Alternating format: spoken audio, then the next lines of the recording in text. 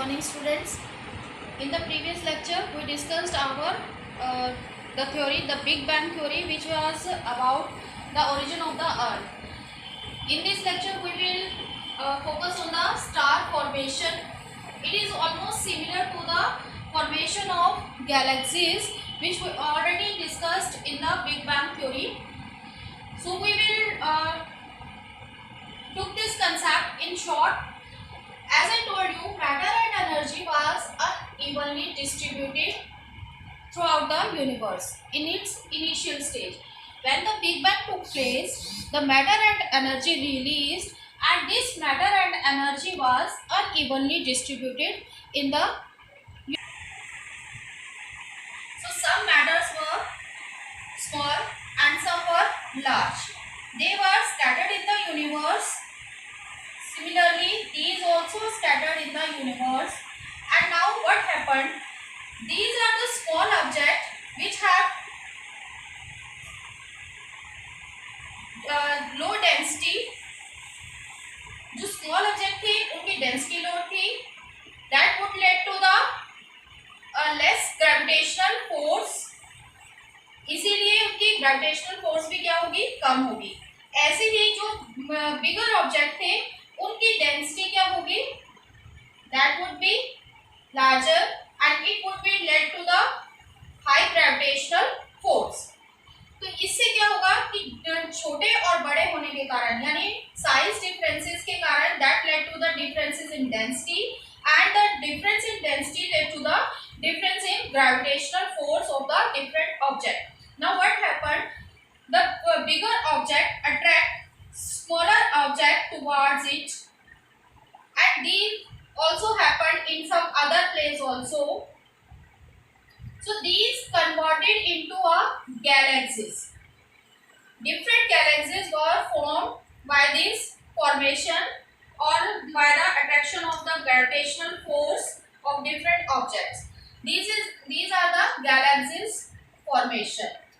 Now galaxies have different diameter. Galaxies के different diameter थे. Suppose the diameter of this galaxy is 18,000 or it may be 1,50,000. तो इनके diameter जो है वो differ करते हैं. Normally 80,000 to 1,50,000. Now how we can say that the galaxies move far away? We measure the distance through the light year.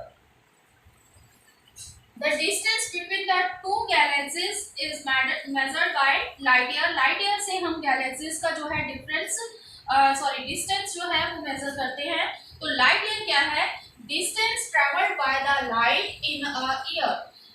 एक साल में लाइट को एक पॉइंट से दूसरे पॉइंट पर जाने में जितना भी एक जो लाइट रे है वो एक जगह से दूसरी जगह पर एक साल में कितना डिस्टेंस जो है वो लेती है, इसे हम कवर करती है. इसे हम क्या कहते हैं? Light year. तो जितना भी डिस्टेंस गैलेक्सीज का है वो हम कैसे मेजर करते हैं? लाइट ईयर के थ्रू. अब गैलेक्सीज फॉर्म हुई. गैलेक्सीज की फॉर्मेशन हमने बिग बैंग थ्योरी में भी पढ़ा था कि क्लाउड्स के फॉर्म में इनकी फॉर्मेशन हुई. अब ये क्लाउड फॉर्मेशन जो है गैस की क्लाउड फॉर्मेशन थी. अब ये गैस की क्लाउड फॉर्मेशन मेनली जो है इसकी फॉर्मेशन किससे हुई थी? इनिशियल स्टेज में हमारा हाइड्रोजन गैस था एटमॉस्फेयर में. तो हाइड्रोजन गैस से हमारी किसकी फॉर्मेशन हुई? गैलेक्सीज की फॉर्मेशन हुई. अब एक गैलेक्सी के अंदर डिफरेंट ऑब्जेक्ट थे. अब इन डिफरेंट ऑब्जेक्ट्स में भी धीरे धीरे इन गैस क्लाउड्स को हमने क्या कहा? Nebula. They are called nebula.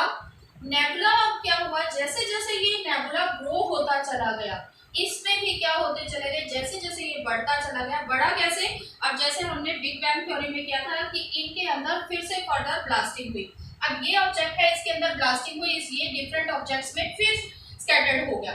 तो इससे क्या हुआ कि जैसे जैसे ये नेबुला ग्रो हुआ ऐसे ही क्लाउड्स ऑफ गैसेस जो है ये भी ग्रो होते चले गए.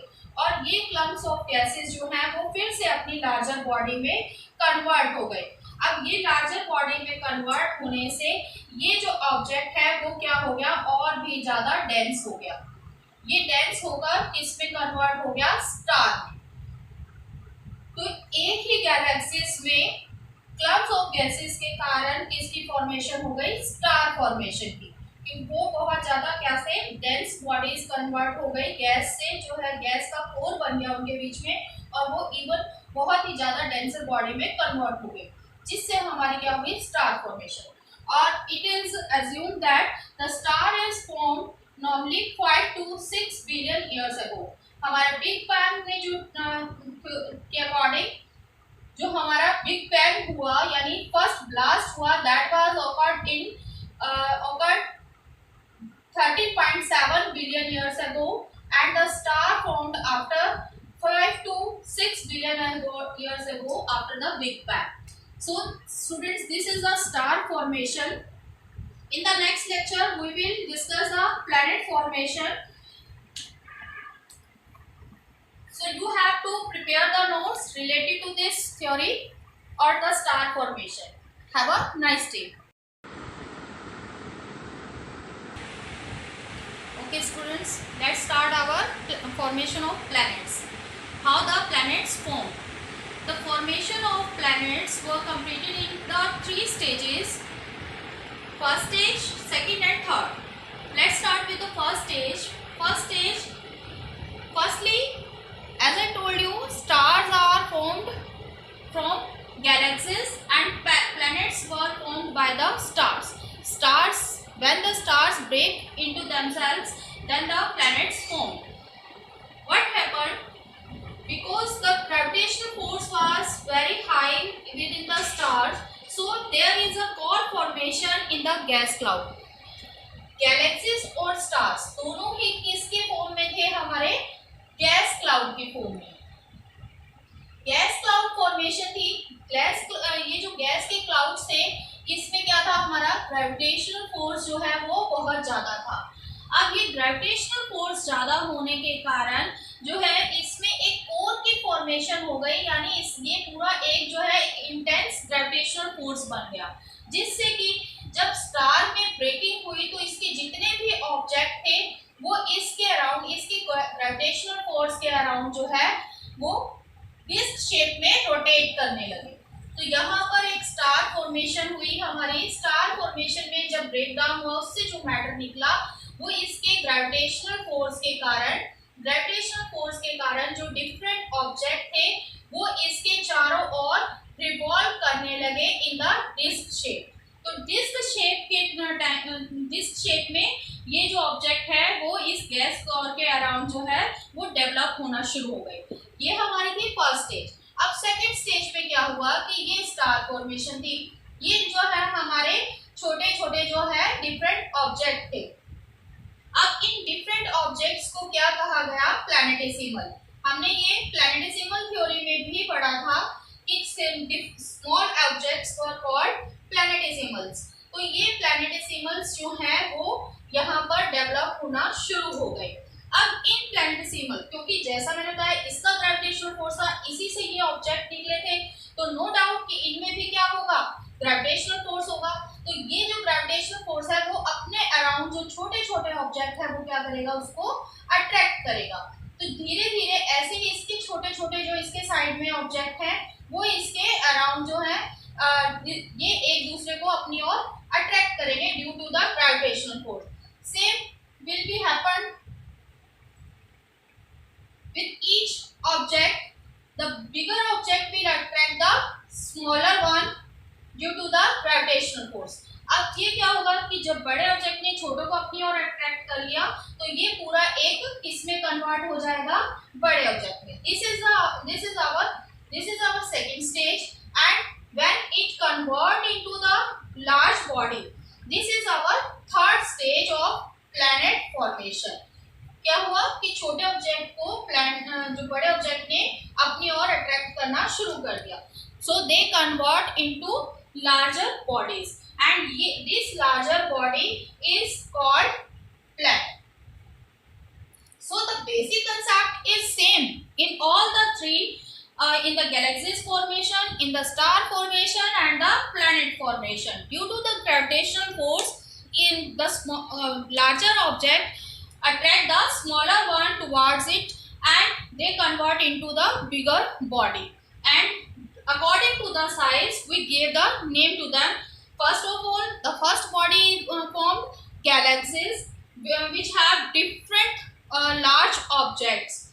Then they large objects break into themselves and they attract surrounding smaller objects and convert it into the star. Lastly, the stars break into itself and the matter around this star, the bigger object attract the smaller one towards it and it converted into planet. So these are the formation of our universe, how our galaxies are formed or planets were formed or the stars were formed. Have a nice day.